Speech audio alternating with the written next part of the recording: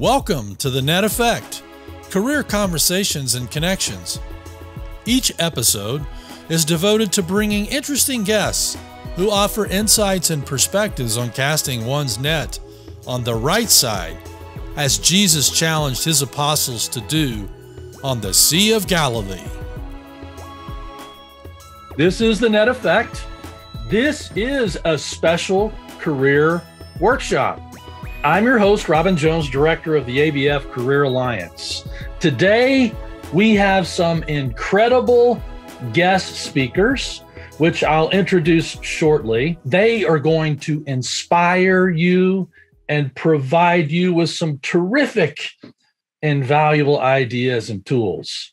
And in the spirit of the Net Effect of casting one's net on the right side, as Jesus challenged his followers to practice, we are going to get into some of the roots and get a boat, get some rods and reels and some fishing line and nets so that you can feel like you have come away with the tools that you need to go out and get rolling. I'm excited.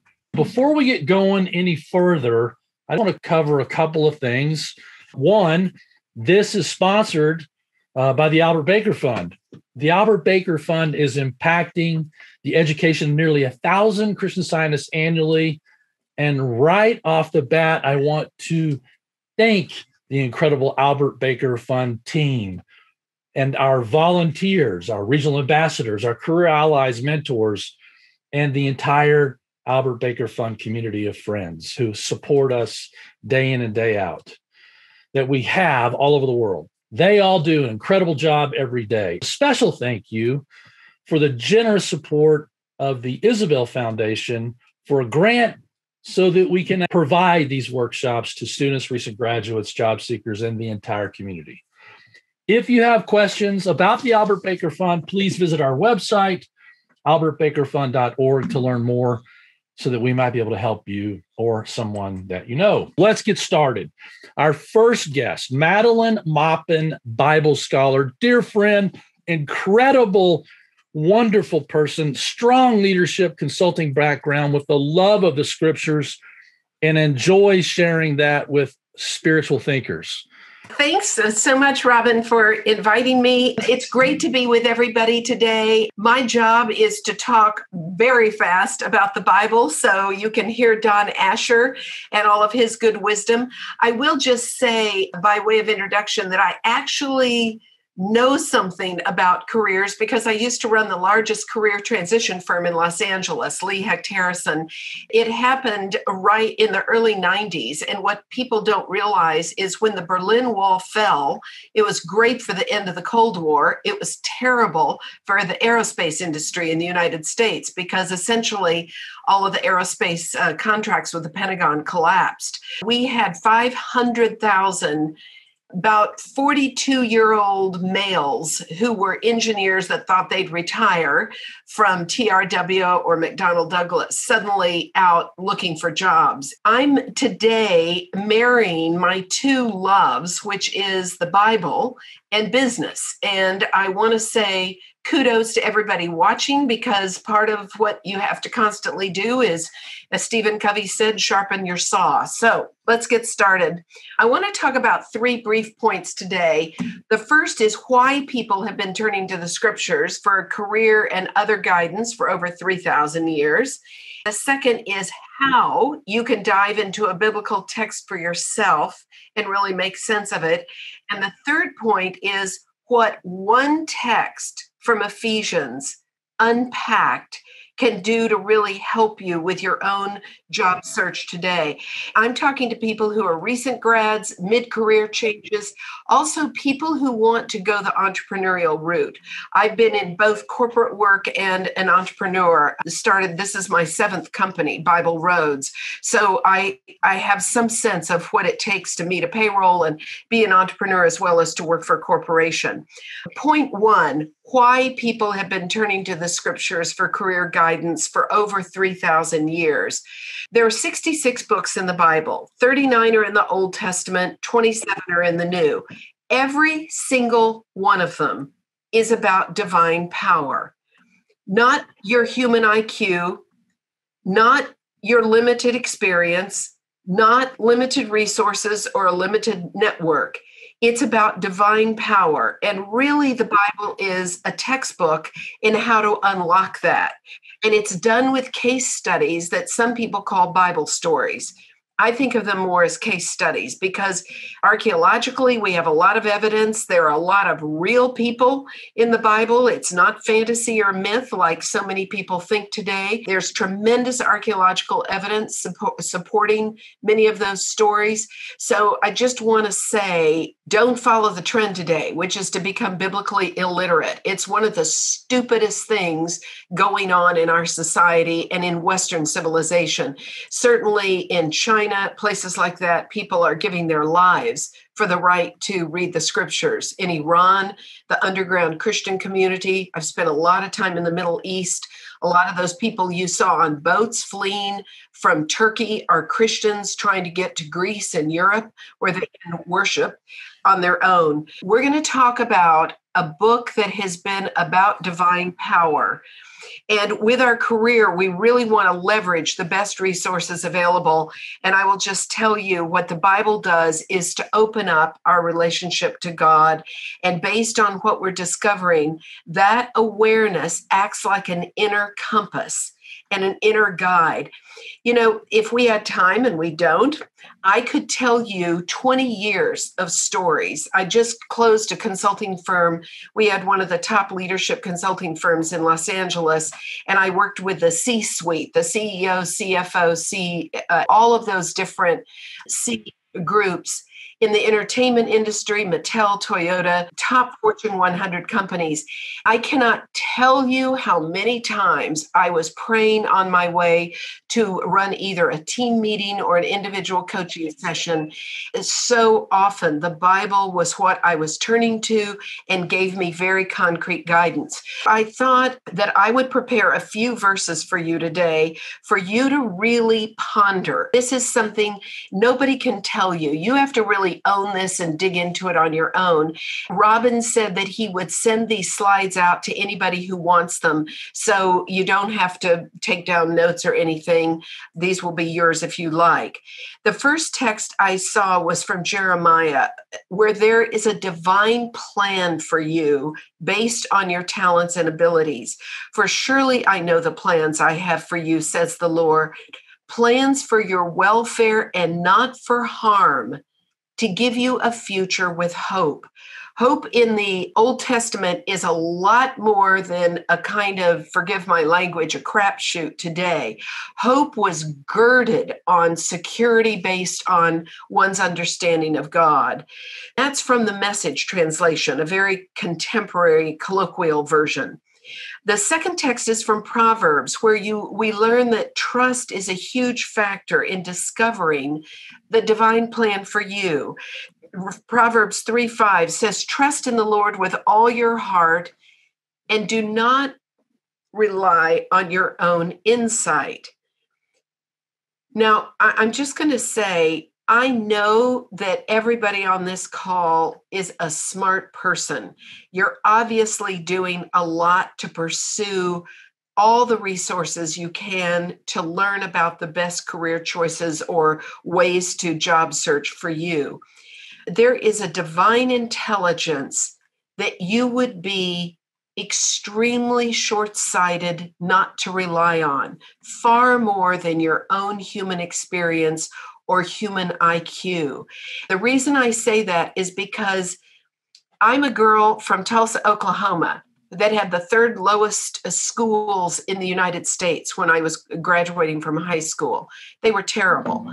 I went to college and never took a business course. I majored in the Bible because it was the one book I knew I'd study the rest of my life. I ended up speaking to hundreds of business groups, coaching in the business world at high levels. The Bible was my best leadership training book. It's not a book to be put on a shelf and not utilized. The third one, it's from the Psalms, reassures us that whatever we don't understand, we will be instructed and counseled in. We are never left wafting out in the breeze on our own. I think one of the things we want to think about is going on our mental knees in a real mental state of humility. I hope you've had experiences of the divine presence that comes to you when you are in that mental state of humility.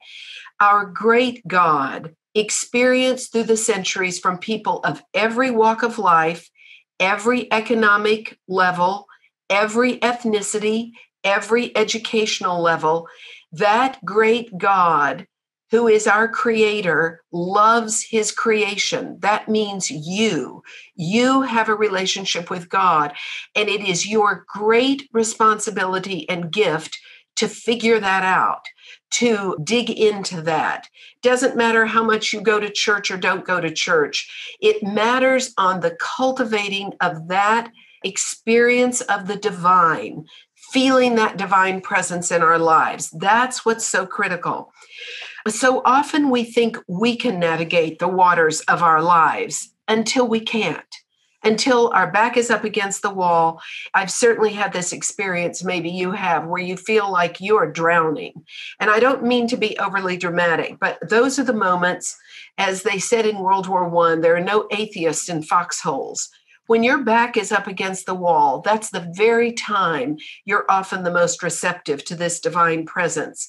The more we turn to it and experience it, the more we feel this spiritual nudge, like a hand on our back, moving us forward, often into very different areas than we originally were going to pursue. That is the most important relationship in your life. It is the number one relationship for you to cultivate. As you do, you will experience what all of these biblical figures did, which is that divine presence communicating with you. The great thing about the Bible is that it's full of people exactly like ourselves that maybe experienced that divine presence and then forgot about it. Our next slide shows this experience of water from the rocks. Do you remember in the biblical story of Moses crossing through the Red Sea and then getting all of these Hebrew people in the dry wilderness? It was like, where is the water? There was this divine directive to tap on rocks, and lo and behold, water came, and it sustained these people for a generation in the wilderness. What's interesting about the Psalms is that they're very real. There's no little patina over the Psalms. These are people on their mental knees, often in emergencies, crying out for help to a divine presence, and often remembering an earlier time in their people's history. I love this because one of the Psalms that's here on the slide, Psalm 78, is a psalm about remembering when the children of Israel turned to God. He divided the sea and let them pass through it, made the water stand like a heap. In the daytime, he led them with a cloud, and all night long with a fiery light. He split rocks open in the wilderness. That's what the Gustave Doré etching is about. He made streams come out of the rocks. So, lest you think the Bible's irrelevant, I want to show you in the next slide. This is a contemporary video of a travel photographer who just got back from Antarctica.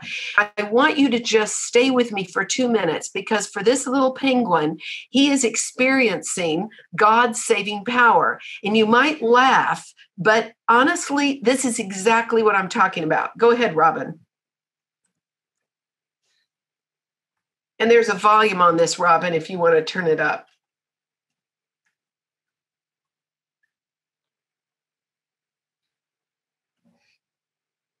Well, you can read the captions.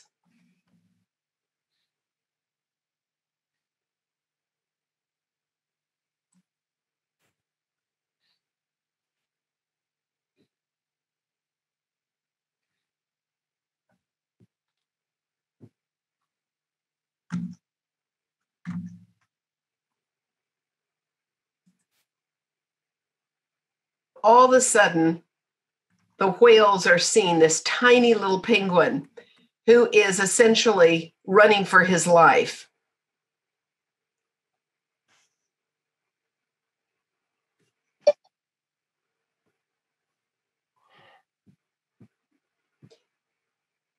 What you can't hear are people on one of these boats saying, oh my gosh, what happened to the penguin? And now they see these big orca tracks and they think, okay, they got the penguin. And then all of a sudden, there's the penguin.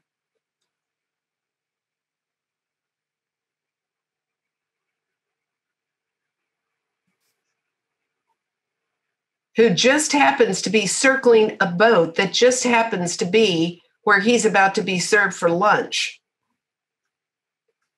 Now watch this run.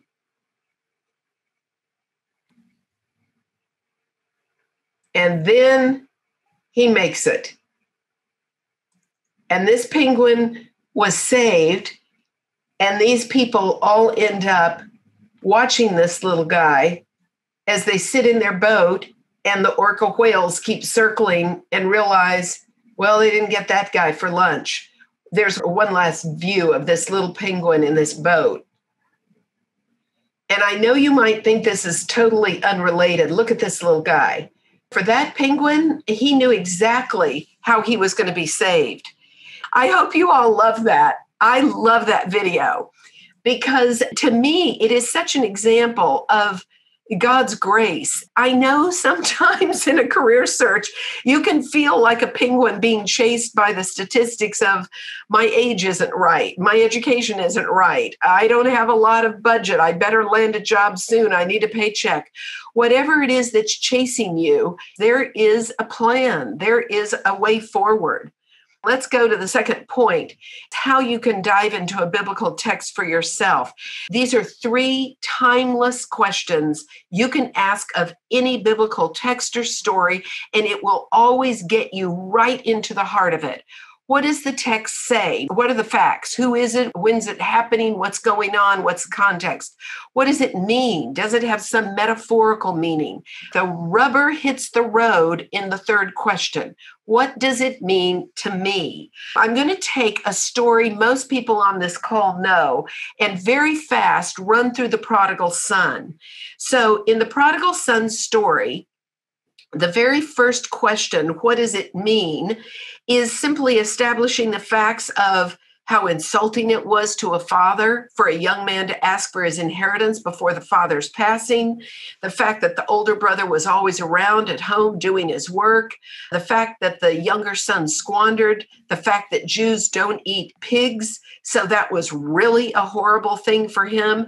Those are just the facts. But what does it mean? The second question, maybe it might be looking at the brother's self-righteous attitude, the older brother, or the incredible forgiveness of the father for this young son, or the humility the young son had to display and feel to come back and essentially be a servant in the very home he was a son. The third question is where the Bible begins to shape our lives. And that's the question I hope you all will keep asking yourself. What does this mean to me? You might put yourself in the father's shoes and ask, who do I need to forgive? Or in the younger brother, where do I need to practice humility? Or in the older brother, where do I need to forgive to others who have messed up? Where am I being self-righteous? That's a very quick way to use these 3 questions. Point 3 is a text from Ephesians that I thought was really relevant to Don's presentation. This is a single text you can use those 3 questions on. This text is from the Message translation. Some of you may know it. It's extremely informal. The author is Eugene Peterson, who is actually one of the best Greek scholars. This guy is one smart cookie, but what he realized as a minister was nobody in his congregation understood the Bible because they couldn't figure out what in the heck it meant. So he translated it in colloquial English, like, hey, what's happening? My husband was a chaplain in the jails for 13 years. This is the translation those guys got. So don't dismiss it if you haven't read it. This is the text. This is my life work, helping people understand and respond to this message. It came as a sheer gift to me, a real surprise, God handling all the details. When it came to presenting the message to people who had no background in God's ways, I was the least qualified of any of the available Christians. God saw to it that I was equipped, that you can be sure it had nothing to do with my natural abilities. The first question is, what does the text say? This is the Apostle Paul who is writing, or the author in the voice of Paul. This is after his Damascus Road conversion. He understands his life's mission is to share God's message of love with all of the Gentiles. And he gets that he didn't earn this clear life direction. It was a gift to him, one in which God handled the details. He explains he wasn't even very humanly qualified to do this work, but God sees what is in our hearts, not our human resume, and provides the opportunities for us to exercise. The second question I have, what does the text mean? It means that God equips all of his children, whatever they need to do the work of the Father for their unique individuality.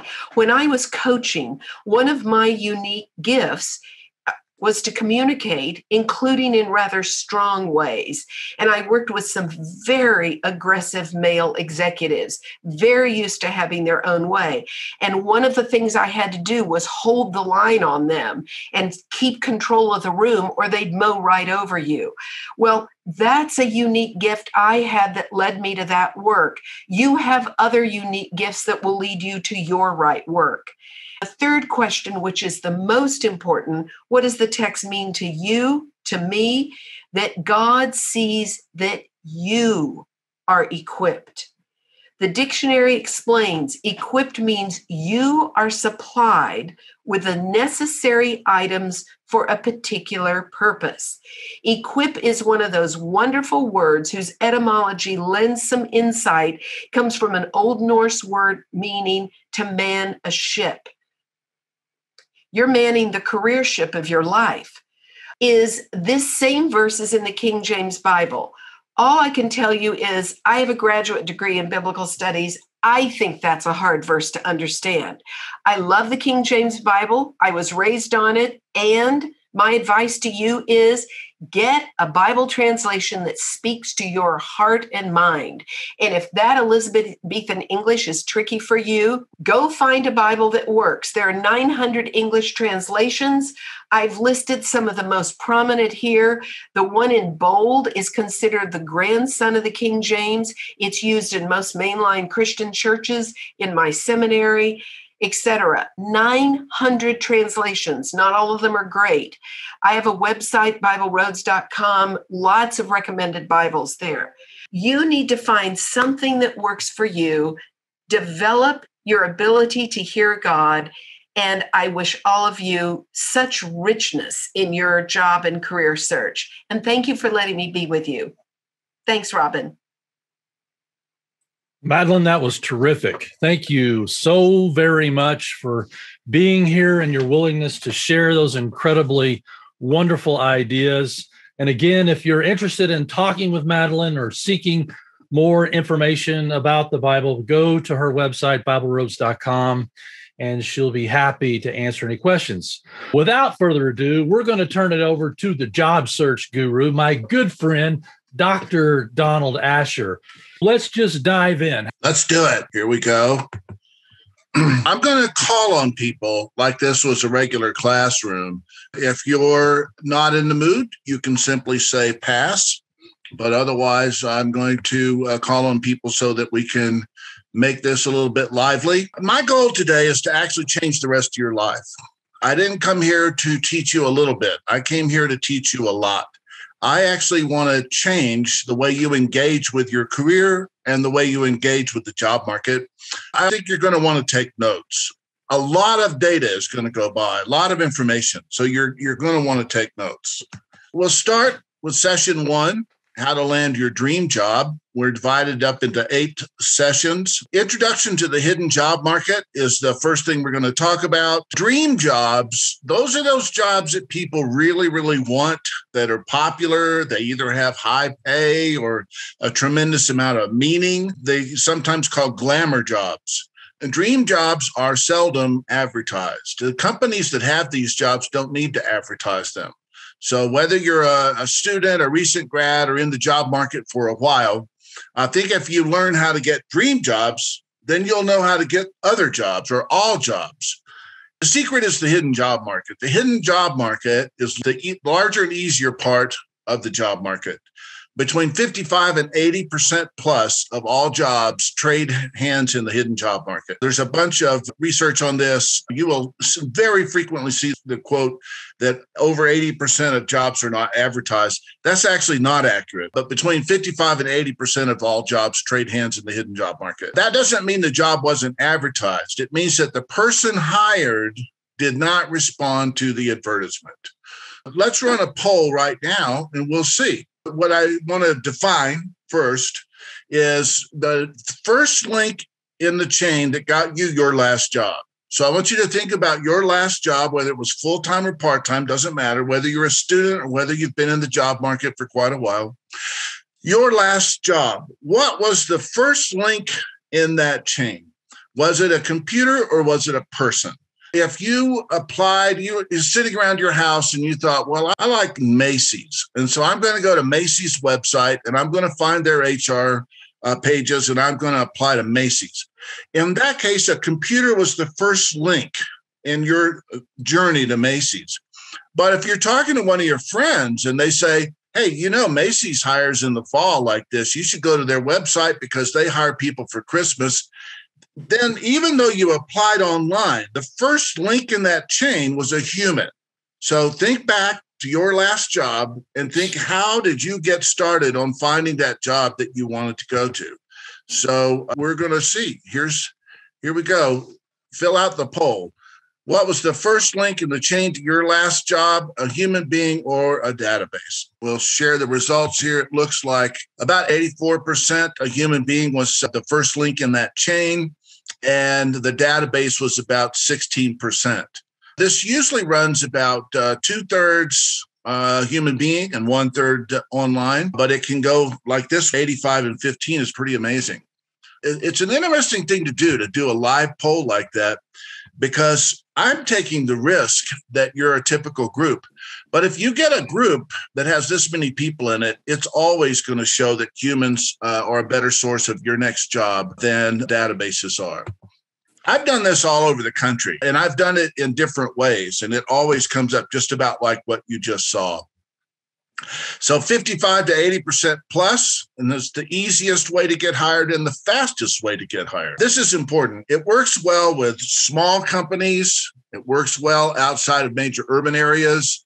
It's great for career changers. If you're a career changer, then this is the solution. New grads, career returners. Career returners are people, returning parents or caretakers, and returning prisoners. I always like a category that has moms and prisoners in the same category, but there it is.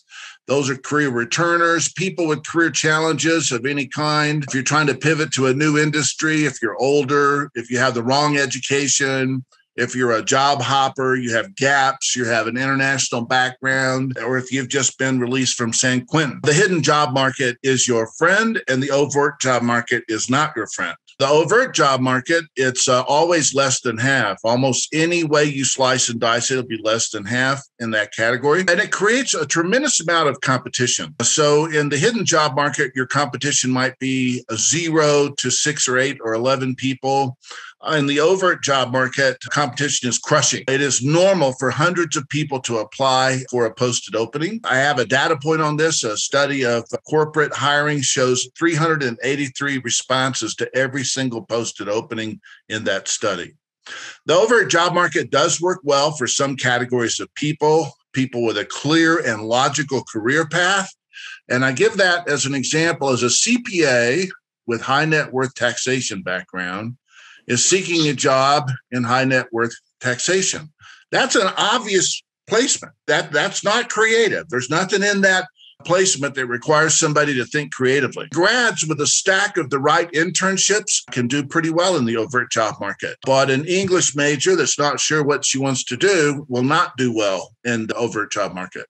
It works well with larger employers and government employers with strict hiring processes, but even there, I have proved over and over again that the hidden job market works even there.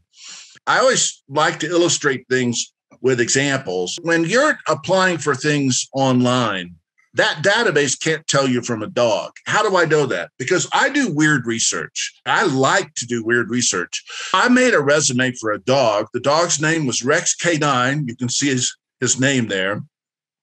And so the resume's objective was kibbles. And under skills, which was right under the objective, it said able to bite intruders on the buttocks if they failed to show company identification. So you had to know that this was a dog if you were a human. Any human reading 3 lines of this resume would say, I think this is a joke.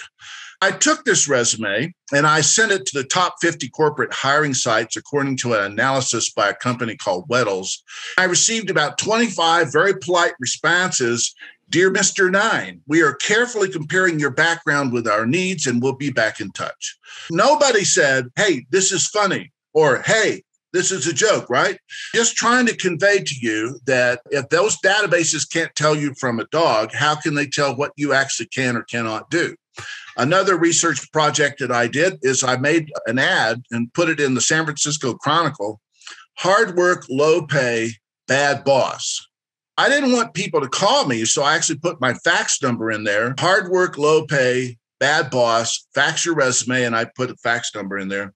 64 people applied for that job before I ran out of fax paper. Not only can the database not tell if you're a human being or not, but the people applying are so desperate to apply, they'll apply for a job called hard work, low pay, bad boss. I think this is kind of interesting stuff. More on the hidden job market. It's jobs that you can't see, and you can't see them because they've not been posted. They're jobs filled by an internal candidate that if you were to walk up and have the right skills, you could take it away from that internal candidate. They're jobs filled by existing resume banks. Companies keep tens of thousands of resumes in their data banks. They're also jobs that are actually created for particularly promising candidates that walk up and say to an employer, I think I can create value to you in a way that you have not even anticipated. I've had many clients over the years have a company hire them when they had no intention of hiring at all. The hidden job market is also those jobs obtained by someone who did not respond to a posting. So even if the job is advertised, if the person who gets that job came from the hidden job market, then that's where that transaction took place. It's not an either or. You don't just hang out the hidden job market or pursue a job in the overt job market. If you're doing this correctly, you'll actually be in both of those fields at the same time. You'll be applying for jobs that are in the overt job market. You'll get some information from somebody through that process, and it'll send you on a journey into the hidden job market. And the opposite is true as well. You'll be in the hidden job market. You'll stumble across a job and you'll have to go ahead and apply to it in the overt manner because it is a position that's been requisitioned and announced. You end up, even though you started in the hidden job market, you end up in a very traditional application and hiring process. So it still matters. This is how many jobs are hidden. About 80%, 55 to 80%, depending on which study you look at. And the posted openings are just a little bit at the top that you can see. Here's my advice. A good mix to plan on is 80% hidden job market and 20% overt job market as you're conducting your own job search. The rest of the presentation today is on how to run a campaign at the hidden job market. I wouldn't send you off to do this without teaching you how to do it. 80% of your effort should be focused on what produces 80% of the job. That only makes sense. In your search and your job change search, whether you're 55 or whether you're 22, there's only 3 things you need to know about job change. And here they are. You get jobs by talking to people. That's how you get jobs. Databases don't hire you. People hire you. So the only way to get hired is to be talking to people. You need 100 leads at all times. This is one of the most controversial things that I teach. I get pushback on this all the time, but when I explain it, you will see that you need 100 leads to run your job search. You look for work in channels, by which I mean, you don't look for posted openings. You go out and look for a certain type of job wherever that job may be found. You're not running from posted opening to posted opening. You're making a decision about a certain type of job that you're going to go seek. let's take a look at how you do that. How do you find jobs before they're announced? Let's take a look at a couple of cartoons. I always say these cartoons are actually MBA drawings. So here we go. If you're copying these down, this first one's going to take almost a whole page. Okay, so here we go. So here, this very sophisticated MBA drawing. Here we have a manager, and she's happy. If she's happy, does she have a job for you? No, happy people don't need you. Over time, this is time, this bottom axis right here. That's what makes this an MBA diagram, because all bottom axes are a time on MBA and financial diagrams. Over time, what we know about her, because we know this about all managers, is she will become unhappy. That's the beginning of a job. That's the beginning of opportunity. But here's what's really weird. She'll be unhappy up to 18 months before she does anything at all about this. And then one day she's happy again because she has made the decision to actually hire somebody. Well, let this represent her idea. She's going to hire somebody. That's a light bulb. So what does she do after she's decided to hire somebody? What does she do next? Absolutely nothing. She's going to do nothing about that. And she'll do that for at least 2 weeks. I'm just going to write nothing. If I don't write nothing and just leave a blank spot, later on, you won't remember what that is. So I have to write something to represent nothing. So she'll do nothing for at least a couple of weeks. That's my more than 2 weeks. And then she's going to do an internal informal search. An internal informal search. What does that look like? She basically just asks around. She just goes through the office and says, hey, do you know anyone who can help us with responding to these marketing queries that we got back on our last direct mail campaign? We have all these leads sitting in a box and nobody's pursuing them. So she'll wander through the office and talk to people, or maybe she'll reach into the database that has 10,000 resumes in it, pull somebody out. Here's time again. It's an MBA diagram. When this fails, IFF in formal logic means if and only if. If and only if this fails, then she's going to write a position description, a job description, and she's going to post it. And this is the beginning of the troubles. Once she posts it, everything changes in terms of getting this job. What's your competition at these different places on this list? Your competition up here where she's kind of unhappy, it's you versus inertia. She just hasn't decided to solve the problem yet. What's your competition right here where there's nothing? It's you versus nobody. She's made the decision and she hasn't even looked at anybody yet. It's you versus nobody. The internal informal search, it's you versus maybe 6 other people, because she can produce 6 resumes just by walking through the office. What's your competition when she writes the job description? It's you versus the ideal candidate. And that's formidable competition, my friends. No one ever writes a job description that says unemployed generalist who's really smart. They don't write those kind of job descriptions. They write a job description that says somebody who did this for 3 years in the last 3 years. That's who they write job descriptions for.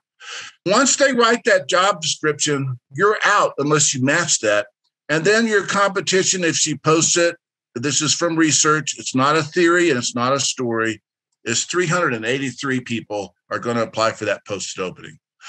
So in order to find jobs that are not announced, you simply have to go ask people if they're hiring in certain areas. I think you see the implications of this really plainly. A job actually exists often for months before it's posted. You've got to go bang on that door and ask them, hey, got any jobs in there? Before they post it, because once they post it, hundreds of other people will also have applied. So that's how to find jobs before they're posted. I think that's pretty clear. But let me draw this. This is called the Stacy factor. So let's just give it a name. The Stacy factor is, let's look at how people hire. So here's the boss's desk right there. And this is a resume sorting software. shaped like a funnel. And so 10,000 resumes go into the top of this funnel. Here they are. That's one of them. There's 10,000 of them up here. They go into the funnel, and the funnel has sorts. And out of the funnel comes 4 resumes. Your chances of getting through that funnel are about 1 in 2,500. Here's the boss, right? Here she is. This is the boss, and she's kind of happy. She just came back from lunch. She's looking at those 4 resumes. And I'm going to tell you something that she's thinking. She is a trained HR professional, and so she knows that research shows that 25% of management resumes have a lie on them. So she's looking at those 4 resumes, and she's thinking, one of these people is an outright liar. And by the odds of statistics, accidentally, all 4 of them could be from outright liars. And then the door opens, and here's your friend Stacy. Here's Stacy. She's in a good mood. She's got your resume, and she puts it down right there. Your resume is actually existentially different than those other 4 resumes because Stacy is vouching for you. And that vouch causes your resume to skip going through the funnel. Now, I could teach you these funnel sorts. It's pretty easy. They're looking for someone with a certain set of skills. You take the ad or position announcement, and you take every noun out of it, put it in your resume. But I'd rather teach you how to get more Stacy's, because if you have Stacy's, you don't have to be perfect anymore. I hope that's both entertaining and useful for you. Here's how you think about this. All employers are always hiring. This is a universal truth. Even when the state of Texas had a statewide hiring freeze, they were still hiring. Guess what they were hiring? Football coaches. You cannot shut down the football coach machine in Texas, even with a statewide hiring freeze. So they were still hiring. Yep. And so here's the point. If you're always in the right place, sooner or later, it'll be the right time. If you're in the right place all the time, sooner or later, you'll be in the right place at the right time. You can't see inside an organization, but you can bang on the door and get them to talk to you about what's going on inside their organization. Session 3, developing a target. The research shows that people that go out and look for a certain type of job will find that job faster if they only look for 1, 2, or 3 types of jobs. When people are out looking for anything, it actually takes them much longer to find a job than if they will restrict it to 1, 2, or 3 things. That doesn't mean, however, that you're not going to listen for opportunity to knock. Just because you have an idea doesn't mean that if somebody walks up and says, hey, my uncle has a company, he's looking for this type of person. If you could do that job, you do listen to that. But having a target really helps. It helps to have a direction. Those are chevrons showing a direction. What are you seeking? What type of job are you after? I want to be clear. You don't have to actually know it all. So everything I'm about to say about a target, you can still run a very successful job search without knowing what your target is. More people will help you, and they will help you in a better way if you do have a target. Don't ask, if you're a recent college grad or a college student, don't say, what can I do with a major in blank? Or what can I do next since I have experience in X or Y industry? If you're a little more experienced, don't ask that. Ask this. What do I want to do? And that's what should drive your search. I'm going to ask you in a moment to define your target. I want the answer to that. What do you want to do? I'm asking you not to say the most obvious next job unless you want that job. If you don't want it, don't go looking for it. Don't restrict yourself in that way. I want to stress that there's more than one path to success. If you do what I do for a while, you see that there is way more than one path to success, and people do change directions even late in life. There's no reason to pursue something unless you actually want it. What do these 5 people have in common? I'm going to have somebody say these as they come up.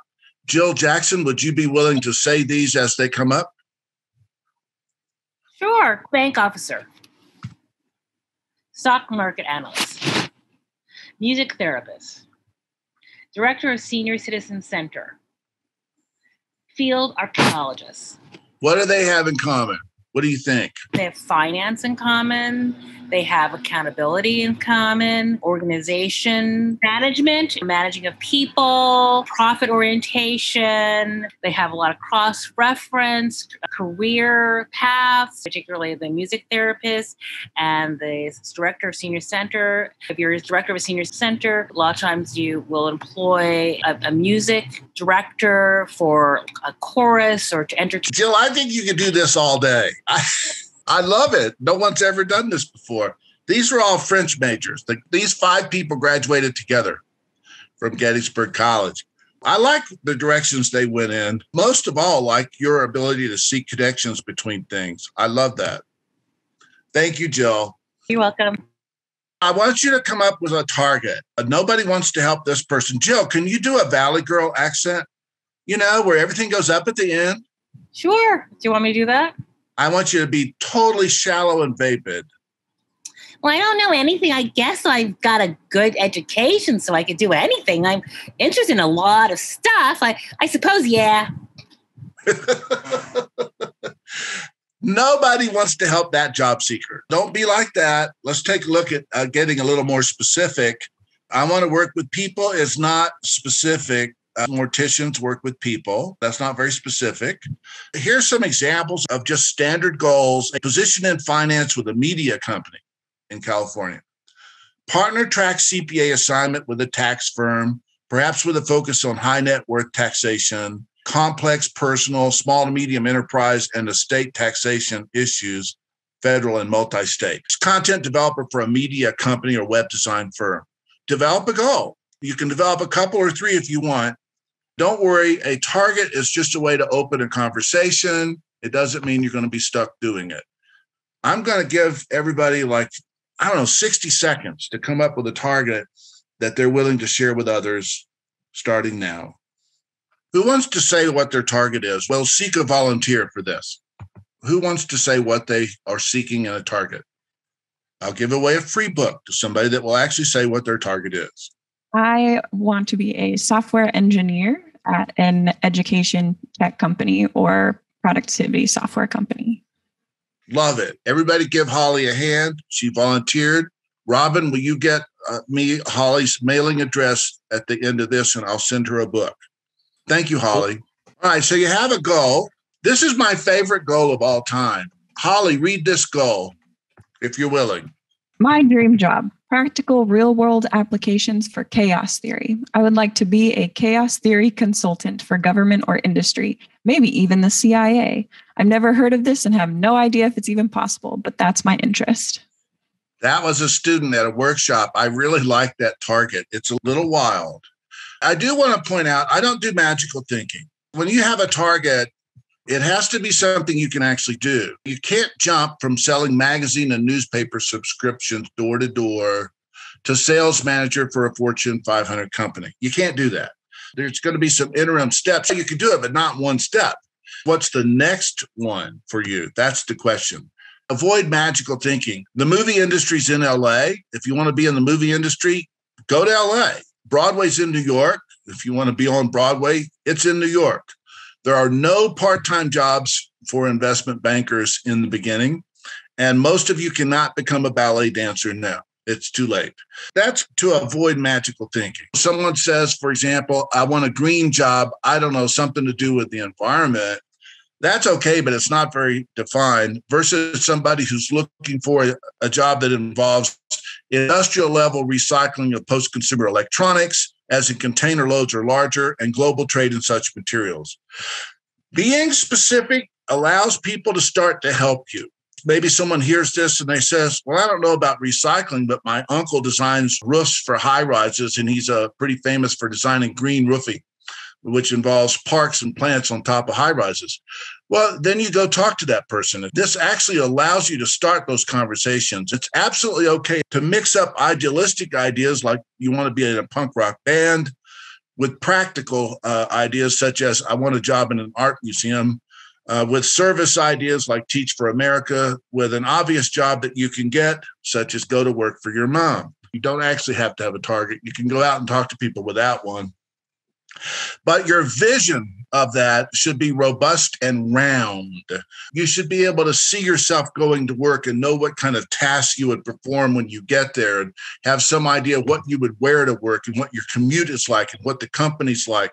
So that's a picture of a target.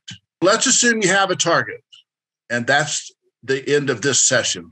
Session 4, what is your story? Your story is the thing that ties your past to your future. That's your story. It could be an elevator speech, which we'll look at in just a moment, for outgoing networking efforts. It can answer that question, can you tell me a little bit about yourself, for interviews of all types. Your story has to make sense. It allows you to make sense of your background. It's a business story. I once interviewed a guy for a job, and he spent the entire interview telling me how much he loved his wife. I wasn't hiring his wife. I was trying to hire him.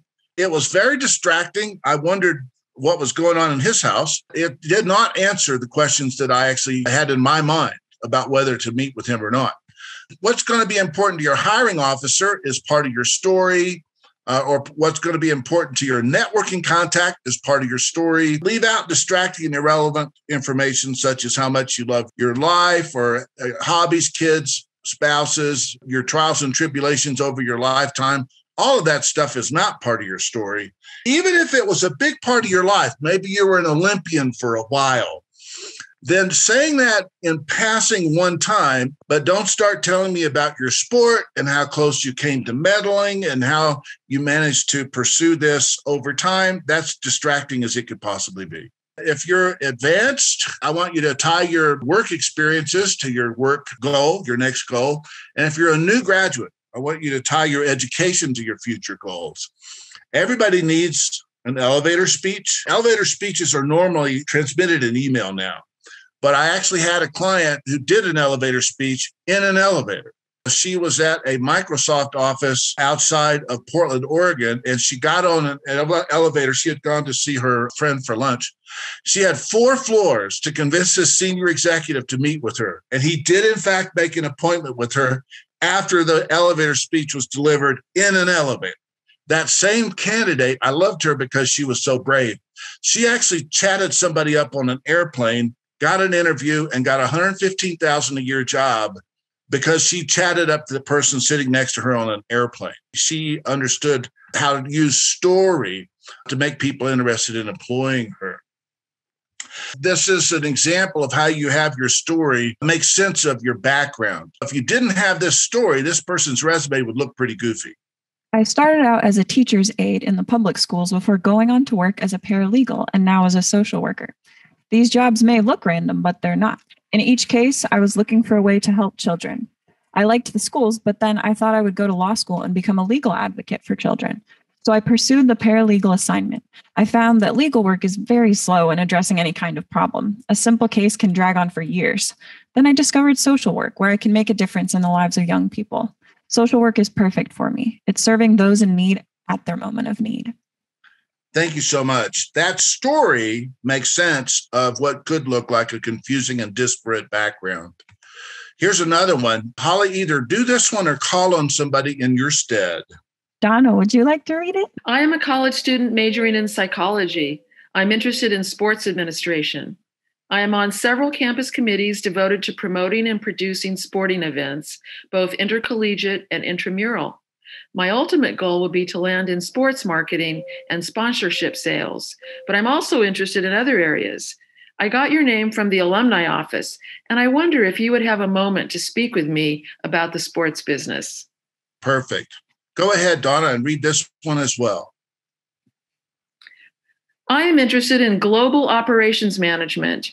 My experience to date has emphasized matrix and liaison management of offshore manufacturing plants, working with both joint venture contracting structures and wholly owned offshore units.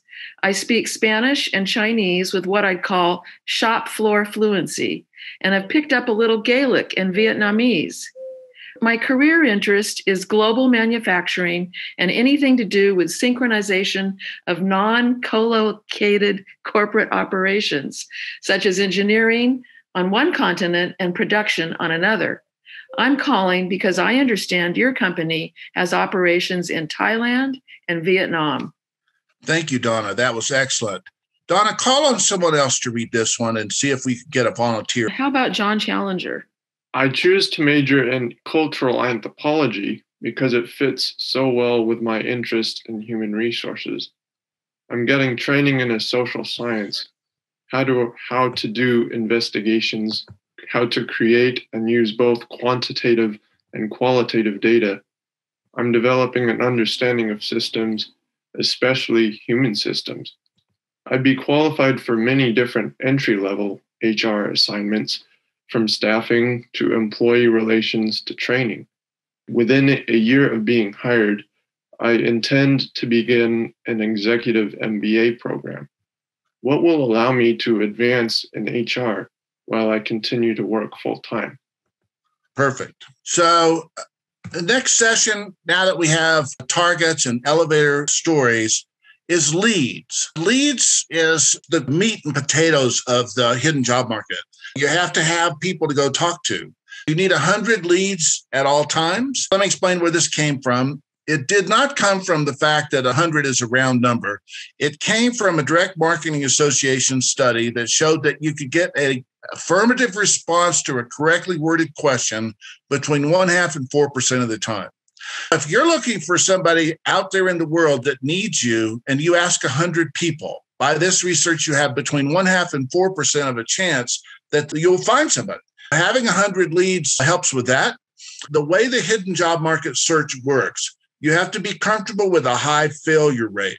You need a lot of leads because you're going to be chewing them up, and you'll see that in a few moments here. Sometimes people try to run a job search, as a matter of fact, most people do this, on 5, 6, or 8 leads. That's going to take a long time because each one of those leads has an extremely high probability of failing.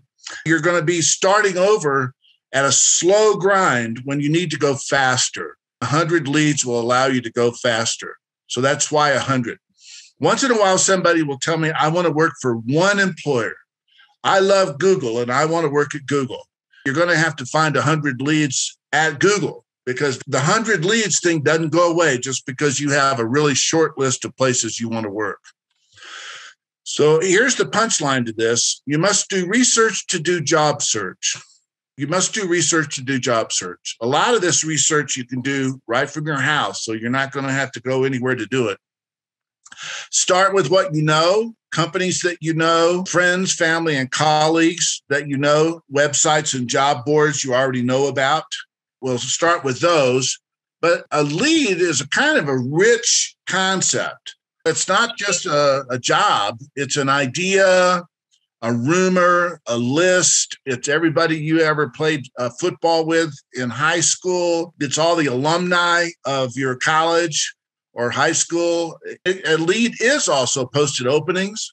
Those are leads as well. If you have access to Handshake, LinkedIn, Indeed, Career Builder, and Monster, they're full of leads, literally tens and tens of thousands, and family and friends. And then a lead can even be a physical place, such as Broadway or Madison Avenue in New York City, or Sand Hill Road. All the venture capitalists in Silicon Valley are on Sand Hill Road. You can literally drive down Sand Hill Road and pick the names off of buildings and know that it's a high likelihood that you would find a venture capitalist behind that sign on the building. You need 100 of these, and you kind of translate a raw lead into a finished lead. A raw lead is all this stuff. A finished lead is a person. You're looking for people. You want to use language like this in particular with the human context. In the real world, you would say, who do you know who would know anything about positions at Google? Who do you know who would know anything about internships at the United Nations? Who do you know who would know anything about children's theater in Los Angeles? If you ask this question using this structure, you're going to get a lot more responses than if you ask, do you know anybody at Google? It's a different structure. It does not have a yes/no answer. I would invite you not to underestimate informal networks.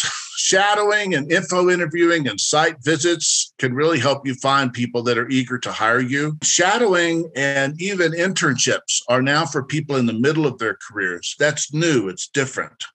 What do you learn from visiting people at work? You learn the contacts of those people. I have a piece of research, and I would share it with anybody in the discipline, that shows you have a 2/3 chance of getting a job offer if you can get 10 of your friends to take you to work and introduce you to their boss. I'm going to say that again because it's interesting. If you can get 10 of your friends to take you to work and introduce you to their boss, you have a 2/3 chance of getting a job offer from this process. That's a lot better than 383 applications for a posted opening. So once you have a company or organization that you're interested in, how do you turn that into people? You can just simply search the company's own website. You can Google the company's name and see if you can find people. LinkedIn is the standard way to do it right now. You can put the company name in LinkedIn and find all the people that work at that company. In a moment, I'll show you how to contact those people. Your career center can access tons of people. LinkedIn is a very, very robust tool. It has become, for both sides, job seekers and companies and organizations, the central platform for job search now. My idea is that you take 100% of the people that you can meet and see if you can get them to introduce you. You get 100% of the people who can introduce you to 100 leads so that you're keeping that 100 leads as your target. If you are a professional, it is absolutely worth it to pay for LinkedIn Premium so that you can use InMail to approach people that are not in your network. First, try to put them in your network, but then you can also approach them with LinkedIn Premium, even if they are not in your network. And that is worth it for people in management track positions. Suppose you're in the middle of your career. This is the diamond of success. These are the most likely types of companies to hire you. So right in the middle is your most recent employer, possibly including where you work now, and all of its affiliates. People often walk away from an employer before they experiment with all the branches and other functions inside that employer that they can pursue. So take a look at your employer in the richest possible sense. But then who are the suppliers and vendors to your employer? That they're likely to hire you. Competitors to your employer are the most likely to hire you. Customers and clients of your employer are very likely to be interested in someone with your skill set and experience, and venture partners and consultants. So if you're building a list of contact companies or organizations to pursue, this diamond of success is a useful kind of rubric. This is important. If you'll take all your leads and then divide them into these 4 categories, it will help you organize your time better. The 4 categories are hiring authorities. Those are people who could actually hire you. If they like you, they can hire you. They can say, okay, I'm going to hire Don Asher. They're bosses. That's who hiring authorities are. I want to give you a warning. Hiring authorities are precious. Don't practice on hiring authorities.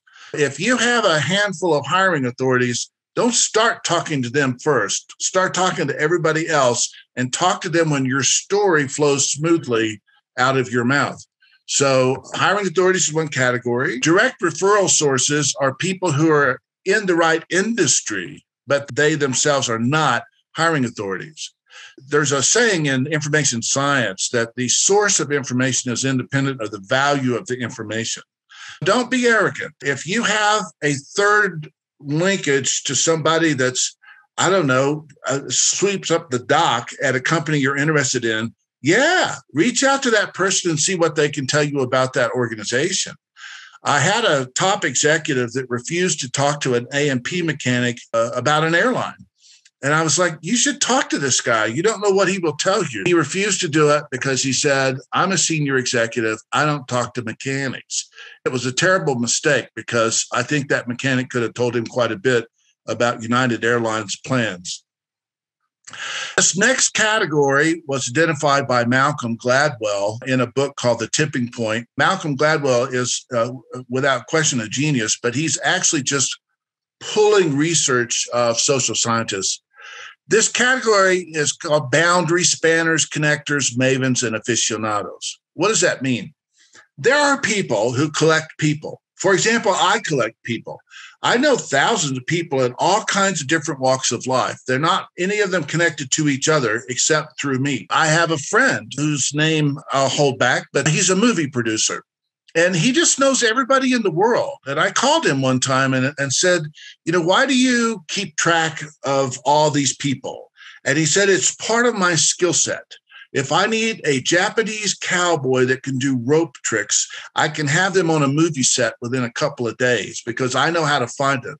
I said, is that a thing? Japanese cowboys who do rope tricks? And he said, oh, yeah. There's some severe hobbyists who do this in Japan. So that's an example of a maven or an aficionado. Boundary spanners, this is an interesting category. It's people by reason of their personality or the structure of the job they have are connected to lots of other people. Boundary spanners are things like salespeople, receptionists, hairdressers, lawyers, teachers, and cab drivers. Once you start to see what those all have in common, that will allow you to really start identifying, do you know any connectors, heavy-duty connectors? Most people know a few hundred people, but connectors can literally know thousands of people. You want to connect with them if you can. Finally, number 4, the remaining 7 or 8 billion people on the planet. They're good for use, but you don't spend a lot of time with them at first. That's how to get leads. Now we have to talk about what are you going to do with a lead? How are you going to get people to help you? Session 6, how to get people to help you. Remember that you get jobs by talking to people.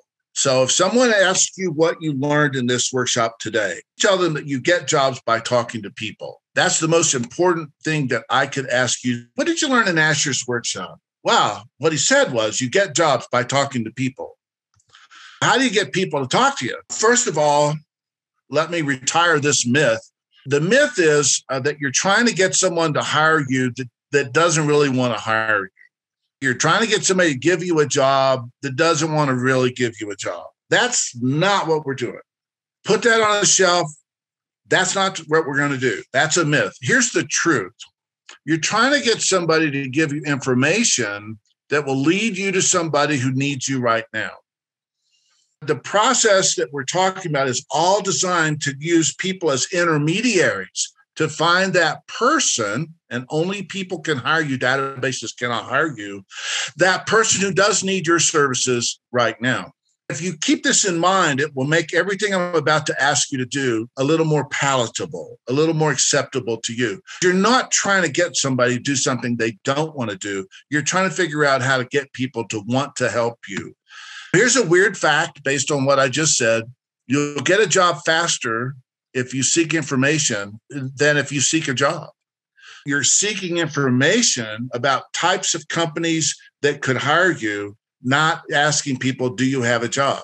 This is why networking has such a bad reputation, because people are doing it wrong. They're actually doing it wrong. If you think about networking, most people's concept of it is a formal cocktail party full of stuffy people you don't know, and you have nothing in common with them, and you got to wade in there and try to get them to give you something. That's not pleasant. Asking people for a job and they look uncomfortable and say, well, we're not hiring. It just makes everybody miserable. Compare that. You'll get a job faster if you stop asking people for jobs and start simply asking them for information. Here's your ask. I'm interested in your help. I'm interested in your advice, ideas, leads, and referrals. Advice, ideas, leads, and referrals. Now I can help you. If you ask me for a job and I don't have a job, I have to say no to you. I don't want to say no to you. But if you ask me for advice, I'm going to be super happy. No one wants to tell you no. Everyone does actually want to help you. It is actually human nature to want to help people. If you learn how to ask the right questions, you can get the right answers. If you want more meetings, nothing will increase your response rate than telling people you're not trying to get a job with them. Barbara Bell, would you mind reading that bolded stuff in the middle? I'm not looking for a job with your company. I'm just interested in your advice. Any advice, ideas, leads, referrals, suggestions would be greatly appreciated. Thank you, Barbara. Well done. That's what you're after. What counts as talking to people? I mean it quite literally. Talking to people face to face, that counts. Talking to people on the phone or Skype or Zoom, That counts. Meeting people over coffee or lunch, that counts. All of those versions of talking to people count. Even trading texts or posts or emails counts, as long as it's a two-way exchange. You ask them questions and they respond. So all of those are part of speeding up your job search and conducting a hidden job market effort. Here's how information leads to opportunity. People who don't need you now can introduce you to people who do need you now. That makes sense. And people who don't need you now can lead you or tip you off about organizations that may need you now. Then you can convert that organization lead into people leads and see if they need you now. That's how this works. Trying to get through people to other people who might need you. Here's my favorite ask. It has to do with the types of companies that are vigorously hiring. Ask everybody, do you know of any companies that are growing in this space, companies that are innovating, in the news, making a splash, gaining market share? Anybody launching something new? That's the type of company that creates new permanent jobs. So there's a tremendous amount of research on where new permanent jobs come from. They don't come from large companies. Large companies actually fire people. Companies that are growing create new permanent jobs. That's a great place for you to spend your time and energy as a job seeker. I could tell you a bunch of stories about really weird, unlikely connections. When you saw that fourth category, the other 7 or 8 billion people in the world, don't ignore that category. If you ask the question right, you can find really good leads down there. I was in a workshop and I had a student who very seriously doubted this. And he said, my aging aunt in Florida is not going to know anything about biotechnology. I said, okay, let's call her up. It was just one of those workshop things. I said, let's call up your aunt. We called up his aunt and she sounded like she was 105 years old. We had her on speakerphone. And I said, I'm here with your nephew. And he introduced me. I'm here with your nephew. And I'm just trying to find out if you know anything about biotechnology firms, because he doesn't think you do. And I think you might. And she said, at 105 years old, I don't know anybody personally, but I have several biotechnology firms in my portfolio of stocks, and some of them are doing pretty well. Ha! I was so happy with that event. We got the names out of his aunt of these growing biotech firms. Luckily, I proved my point about unlikely connections. I'll tell you another unlikely connection. I was working with a couturier in San Francisco who wanted to break into the movie business. A couturier is somebody who makes dresses that cost $10,000 to $80,000 that are usually worn only once. She knew a lot of society people, and she wanted to break in costume design. I said, well, why don't you ask the people you make dresses for? And she said, I'm not going to do that. I want to keep my business separate from this side thing I'm trying to work up. I said, okay, well, why don't you just ask everybody? She said, I'm not going to do that. I'm not going to ask random people if they know somebody in the movie business. I said, okay, well, I'll see you next week. Hopefully we'll come up with something. But in the middle of that week, she was in the gym, and her personal trainer was a woman named Olga, who was fresh off an airplane from Eastern Europe. She decided that she was going to ask that person if she knew anybody in the movie business so she could prove me wrong and come back to our next session and claim that she had complied or attempted to comply with my directive. So she turns to Olga and says, hey, Olga, do you know anybody in the movie business? And without missing a step, Olga says, I know the vice president of finance at Warner Brothers. Is that somebody? That's what happens when you start asking around. So who do you know who would know anything about internships at the United Nations will find fruit?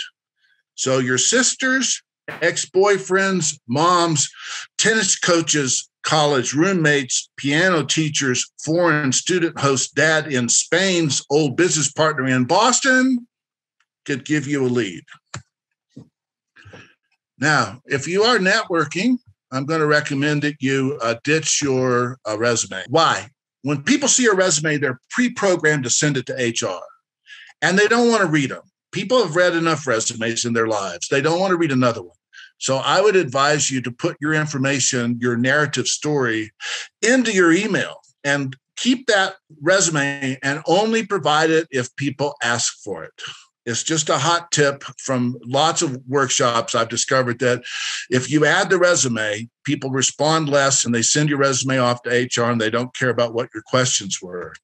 Here's how to add people to your network.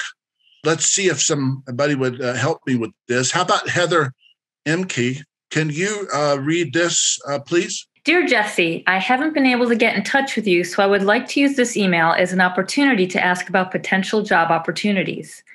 I'm not trying to get hired by your firm, but you may know someone who needs my services. I am interested in positions in procurement in the hospitality industry, including global sourcing, vetting suppliers, negotiations, and new supply chain development. I'm willing to relocate anywhere, including internationally, to get such a position. If you hear of anyone looking to hire someone for positions like this, I would greatly appreciate it if you sent that opportunity on to me. If nothing comes to mind, I'll email again in a week or so. If this arrangement burdens you in any way, let me know and I won't contact you further. If there's ever anything I can do for you, please let me know. My greatest appreciation, Jane Doe. Thank you so much. That was perfect. This is a way to get somebody that you haven't even been able to contact and add them to your network. If they don't like it, they'll say so. What do you do when you actually reach people that are in the right fields? I like a plain old-fashioned advice interview. I'm looking for a job in finance using my accounting training and my quant and analytical skills. Do you have any advice for me? This works better for younger people, but it works great for everybody. What are your suggestions about how I could find someone in fintech to tell me more about fintech? And who do you know who would know anything about fintech? Most of you who have been around a while have heard of an informational interview. It doesn't have to be this structured, though. You really can do this whole process just asking people for advice, ideas, leads, and referrals. Informational interview is a standard tool. You ask your contact, hey, how did you create success in your career? Everybody's an expert on herself or himself, and everybody likes to be an expert, and everybody likes to talk about themselves. How did you create success in your career? How did you break into this? What ensures continued advancement if I were to get involved in a career in this field? What do entry-level jobs like this pay? Are there any surprises for you, any myths that you want to shatter for me about this field, and et cetera? That's an informational interview. You could also build a board of personal advisors. This is a little bit long, but I'd really like it if somebody could read this. Can you do it again? Dear person by name, example Bob. You don't know me personally, but I got your name from so-and-so. I'm interested in expanding my network to include thought leaders, people who know a lot about careers and success, and people with connections in the greater Seattle area. I'm not at all trying to get a job with your team or your employer. I'm just interested in connecting with you for a conversation about your own path and journey, what you think the keys to advancement are, and advice for others. Career paths that inspire me are science and engineering related, as well as operations or organization management. I am interested in companies that have great culture and want to win by keeping their culture at its highest level. I enjoy surrounding myself with people that want to win in their professional careers as well as personal lives. I like to seek out and provide mentorship when possible. This allows me to learn from those who have already walked on the path and share that with people who want to get better. Would you help me? Again, I'm not trying to get a job with your team. I just want to learn what you think the keys to the future are. Could we connect for a cup of coffee or by Skype or Zoom? It won't take but a few minutes, and I truly appreciate your consideration. If you email yes, I'll follow up to find a time at your convenience. Awaiting your response. Perfect. These letters, they're really about building relationships with people at least long enough to get some information and make steps to the next connection. Robin, how can we get these letters to people that are on the call today and that may be looking at this training later? We'll figure out a way to attach it to an email and get them what they need when we send out the recording. I think these letters are extremely valuable because they're different from the letters that you get taught to write by reading Get a Job books. I think they're very important if people could pursue getting their hands on them. There is an alternate approach to keep saying over and over again, I'm not looking for a job with your team. Don't be afraid to say that to a company you want to work for. If they like you, they'll bring it up. Hey, we're looking at people like you right now. Why don't you apply? Don't think that it will keep you from getting a job at those places. It will not. It will put the onus on them to admit that they're hiring people like you. You can also just go straight at this, which is to say, hey, I like your company. What do I need to do to get a job with your company? So most commonly, they're going to say, just apply online, which is almost as useful as jumping into a black hole. In which case, if they do say that, you reply, actually, I'm going to be applying through official channels as well, but I wondered if you could give me a little inside information. Or you might say, I'm not applying for a job yet. I'm just trying to get a feel for the company, its culture, and what it's like to pursue a career there. Do you have a moment to answer a few questions about your own journey in the company? Or finally, who should I be talking to? I appreciate the referral. So that's what you say if somebody says just apply online. That's a brush off and usually doesn't really help you get any closer. There's two approaches I'm putting on the table now, and I need you to be really crisp about which one you're using with each contact. Are you seeking information or are you asking them, how do I get a job with your organization? Don't mix these up. It's sloppy and it doesn't result in crisp communications. So you're either looking for information or you're trying to get a job with them, and don't mix them up. Another thing you can do is just pick emails off the company's website. Hey, I just love your company. I would like to know if you have or anticipate any opportunities in European sales. I speak French and German. I have a strong sales background. Who would I talk to about your European sales activities? Techies can write in and say, I heard you guys hire a lot of marketing analysts with expertise in Quant Scan 4. Who would I talk to about this? Is a fine approach if that's what you want to do. For those of you that are seeking some experience in school, here's an example of writing to somebody and saying, I would like a summer internship with you, whether you have a formal internship process or not.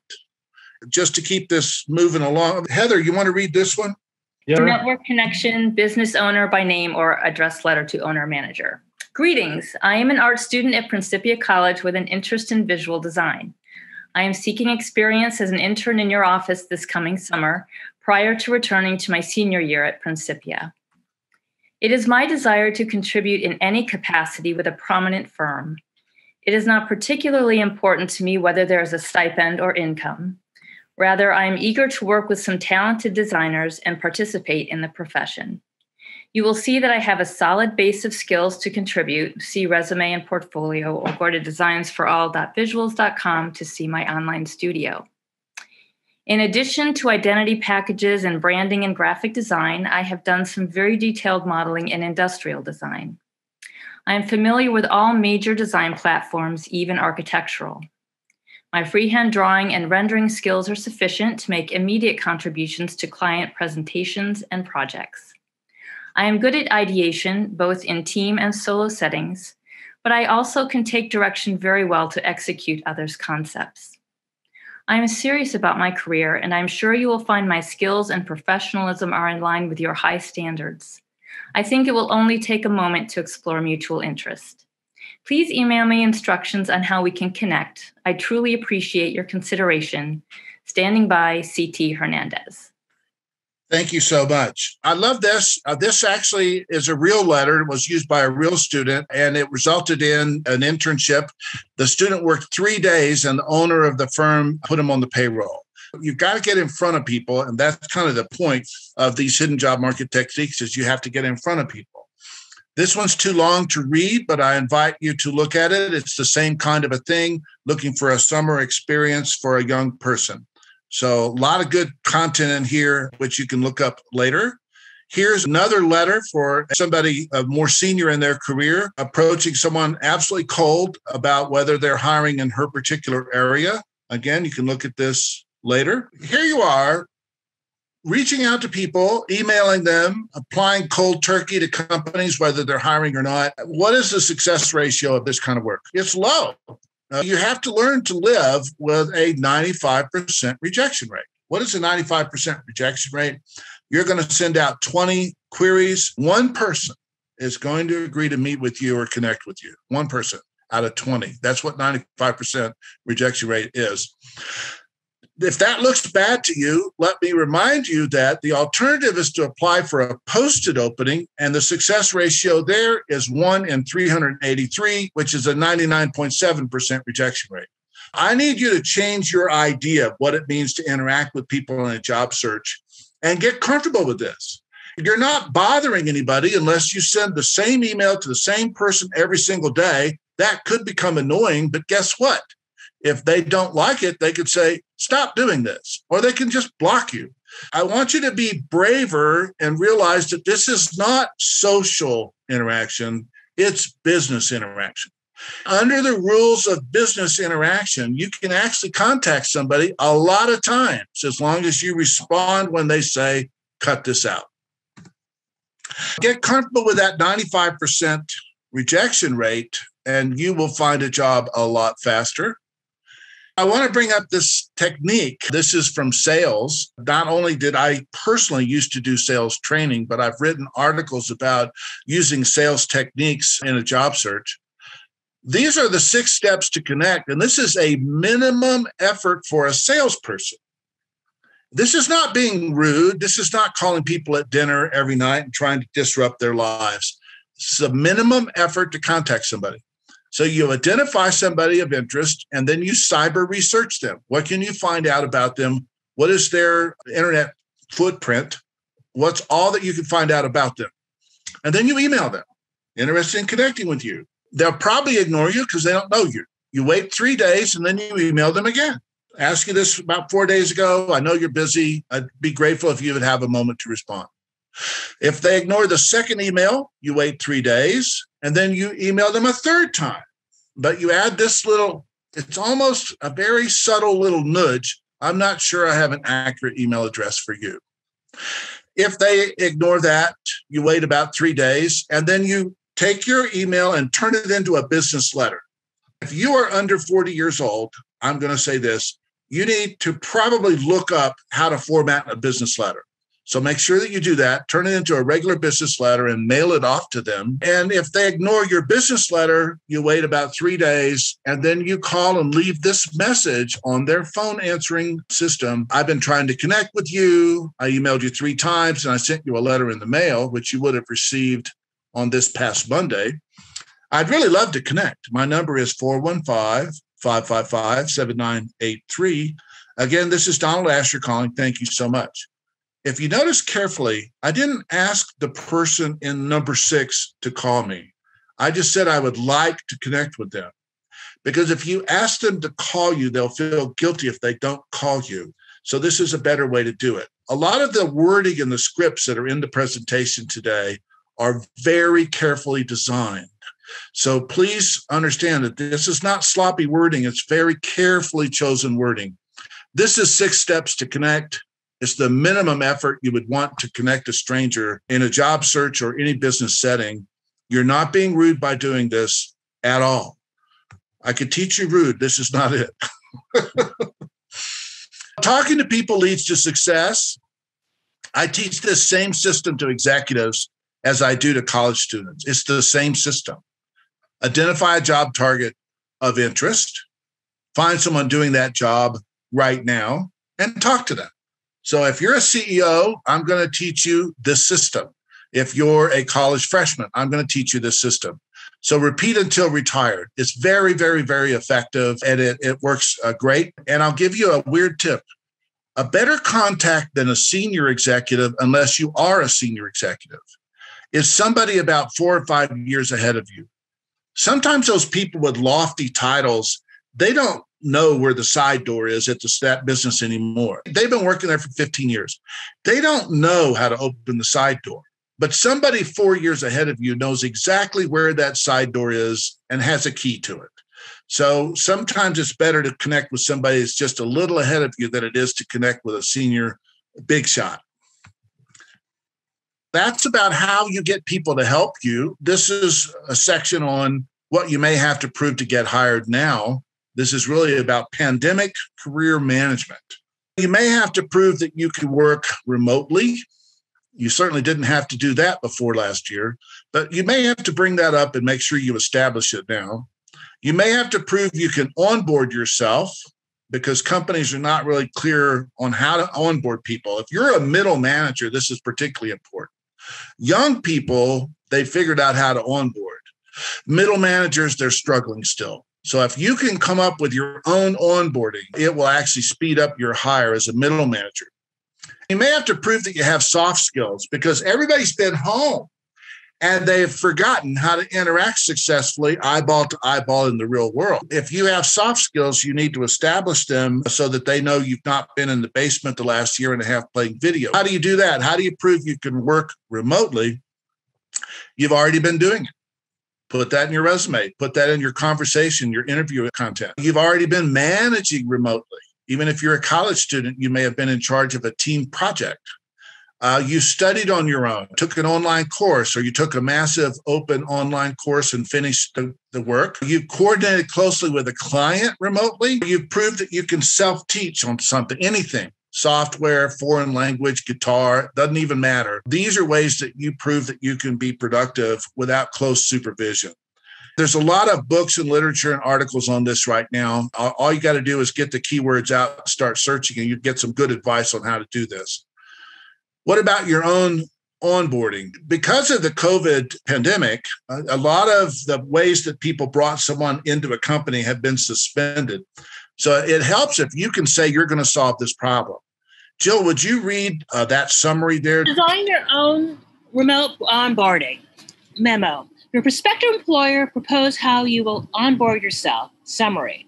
Due to the COVID-19 pandemic, many activities that contribute to successful onboarding must be conducted remotely. Some spontaneous activities useful in assimilation, hallway conversation, lunch meeting, will not be possible. We will also be faced with unique opportunities and challenges given the current environment. However, the following plan uses resources currently available to meet onboarding goals and become an effective and productive leader immediately. Thank you, Jill. This is how you do it. It's literally a memo that you would hand to a prospective boss. If you find yourself needing this, it's available to you. What about soft skills? There's a lot of literature right now that bosses are unhappy, in particular with young people, about soft skills. Can you shake hands, look someone in the eye, and explain why you're in their office? If you can, it's a plus. If you can't, it's annoying to employers. Can you tell a business story? Can you make a presentation to a client or a group of other employees? Can you train people? Can you explain technical information to non-technical staff? If you're rusty on these, and frankly, most people have become rusty on these, here's some ways to gather this up in addition to just doing it on the job. Toastmasters International is a way to get practice as you're speaking. Improv theater. A lot of business people take improv theater just to keep their human interaction skills on the cutting edge. Open mic, pursue that if you're a writer or a poet. And then sales and presentation and media training available from employers. This is an area that employers are saying they want people to spruce up a little bit as we all go back into the office. That's the end of section 7. Let's talk about how to relaunch if you're stalled. It's not uncommon for somebody to get stalled in a job search, especially during the challenges we've had in our economy lately. What do you do about that? Here's what you do. You do something different. If the definition of insanity is to keep doing the same thing and expecting a different outcome, don't be insane. By the way, Albert Einstein did not say that. I actually found the source for this. It's not Albert Einstein. Reconsider your target, your story, and your documents, and make sure that what you're trying to do actually makes sense. When you try to do something that's impossible, you're going to fail. Make sure your goal, your endeavor is possible. Change your approach, put a lot more energy into talking with people and a lot less energy on applying for posted openings. Seek help from your employment development department or the College Career Center, or start your own job club. So these are ways to relaunch if you are stalled. And these are the 4 dynamic tensions that we use to analyze why somebody's career change effort is not working. They're after a job that they're not qualified for, so they're after the wrong job. So let's say that's not the problem. They're after a salary that's not available. I got a call from this guy moving to Iowa City, Iowa. His wife was entering a PhD program there, and he needed a job in that area. I said, what kind of job do you want? He said, I don't know, anything that pays $250 and up. I said, there's probably only 5 jobs in Iowa City that pay $250 and up, and 2 of them are coaches. His salary expectations for Iowa City, Iowa were completely out of bounds. So have salary expectations that match your goals. Number 3 is the location. If you're looking in a location that does not have the kind of jobs that you're after, you're wasting your time. So you have to be flexible sometimes on location. And then effort. It turns out that if you put a ton of effort into things, you can solve most problems. So instead of making 10 applications a week, try making 10 applications a day and 25 networking outreaches a day, and you'll start having meetings every day, and then you'll start getting job offers and getting a job. So these are the dynamic tensions that you use to analyze why your job search is not going as effectively as you had hoped. This is my idea of being diligent. It's a little disturbing. So if you're diligent, you work hard at it, often you can find the solution you're after. How do you do this over a protracted job search? You have to occupy mental space in the recruiter's minds. After you meet a recruiter, maybe they don't hire you. If you keep in touch with them, you may be perfect for something later. So every couple of weeks, you find some reason to touch them and occupy mental space in their mind.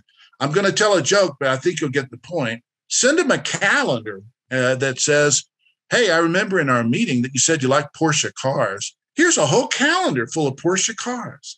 And every month when you turn that page and you look at that new car, I want you to remember that I'm still looking for a job with you. I'm joking, but I'm not joking. Find a way to connect with them every 2 weeks or so. I could tell a bunch of stories about how that can be successful. What do you do if you're 7th choice? When people hear their 7th choice, a lot of them go home and cry. Like, oh, I'm 7th choice. Don't do that because you're still in the running. 7th choice, let's take a look at what happened to those 6 people ahead of you. Number 1, the first person on the list, they looked great at first, but then they failed the etiquette test. You know, they rubbed their lunch on their tie and their shirt's not tucked in. So they failed that. The number 2 person that came up, they were really in love with her, but, you know, she's so popular. She had several job offers. So statistically, the number 2 person is going to accept a job somewhere else. Number 3, spouse won't move. They were all excited about moving to Manhattan, and then they found out it was Manhattan, Kansas, not Manhattan, New York. So number 3 won't go there because the spouse won't move. Number 4 comes up. They're all excited about number 4. But what do we know about management level resumes? We know that 25% of them have lies on them. So on number 4, we're hitting our statistical number. There's a liar right there. And they find that lie, so he's out. And then number 5, after all this time goes on, this person found another job because each time someone comes up to be the front runner, it takes a week or 2. And then we're at number 6. Number 6, what an idiot, failed the drug test. So if you're still around, you can get hired even if they told you, we don't really love you, but you're on the list at number 7. Just stay in there, keep tickling and nudging, and you can be hired even if you are number 7. These are some techniques that are different than what most people use to look for work. They're just profoundly different. They're actually deceptively different. I invite you to use the tools, use the examples, change the way you look for work. That doesn't mean you won't end up taking a position that requires a posted opening, but it does mean that you're going to be out there doing completely different things. Robin, I turn it over to you. Don, that was awesome. Terrific information. In fact, those that are left on, we would love to know what you took with you today. What are 1 or 2 things that really resonated with you? So people jump in. We'd love to hear from you. We had a question earlier about how to track the 100 names that you might have on your list. We have a wonderful resource on the Career Alliance website, and I'll just show real quick where that is. If you go to abfcareeralliance.org and you click the student tab, you'll see a college to career roadmap. Now, don't let that off-put you if you're, in fact, not in college or have graduated. There's some terrific resources in here. In fact, under the sophomore year, you'll see that number 3, cultivate relationships with faculty members and prospects, actually created a job search log that you can download. It's a spreadsheet, and it has wonderful, wonderful tools on there.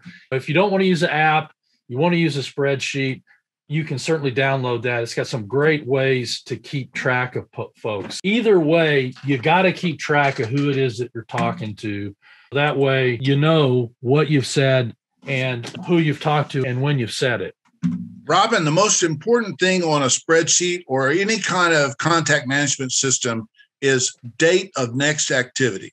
That's the sort that really matters. Date of next activity. If you interact with somebody 2 weeks later, they have to pop back up and you have to deal with them. That's the one I think matters the most. A lot of people talk about the hidden job market without providing those actual examples of what these prompts and communiques are supposed to look like.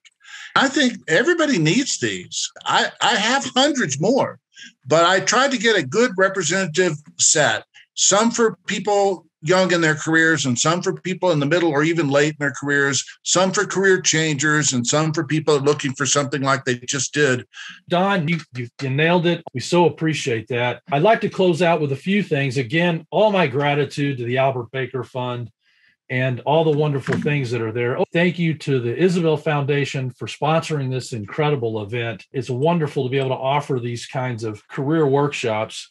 If you need more information about career resources, you can go to abfcareeralliance.org. If you have any specific questions, reach out to me, Robin, at albertbakerfund.org. We do have job postings on our Connections and Jobs board. These are new jobs that have been posted within the last week or so, and you can do a search for jobs and career connections at the ABF Career Alliance.